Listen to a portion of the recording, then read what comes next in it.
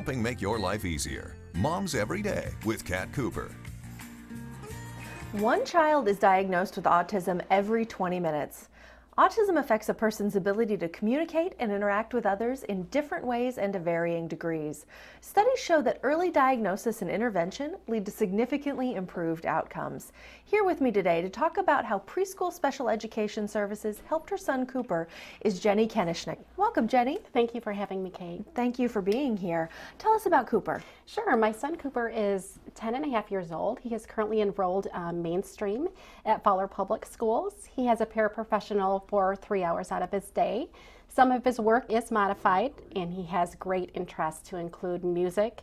He plays basketball. He is about to start baseball, and he is a football manager for the varsity football team. Well, it sounds like he's doing rather He is, well. thank you. I understand that you noticed something in his development when he was in his preschool years. Tell us what you noticed. I did. Looking back between about 18 and 24 months, I noticed that he was experiencing some sort of a regression.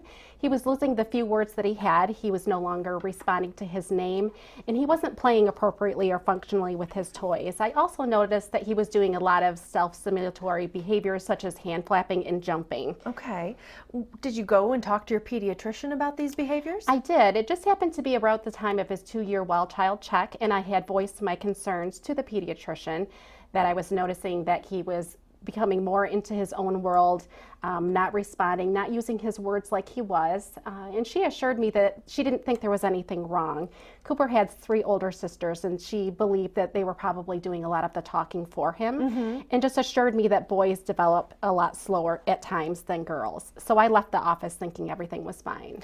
And what moved you to go ahead and be evaluated anyway? Sure. I moved forward with the evaluation through Early On Michigan because my husband was a superintendent and he had a lot of experience sitting in meetings where children were diagnosed with some sort of a disorder or a learning delay. And I had family members that were coming to me saying that they were noticing different things, such as him not looking when they called his name and not being engaged like he used to be.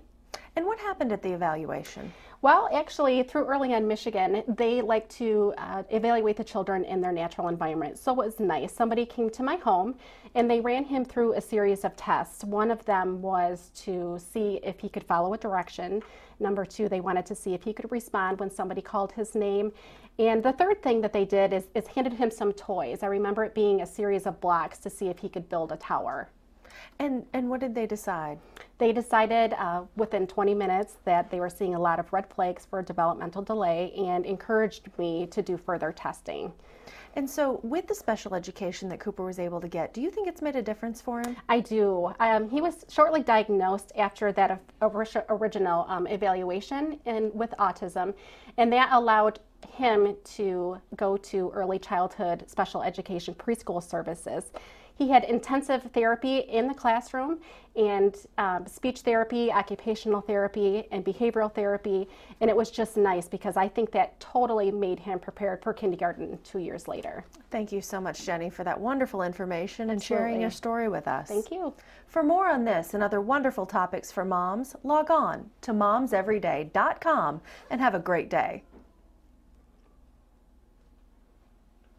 Visit Moms Every Day online or on the go through our Moms Every Day app.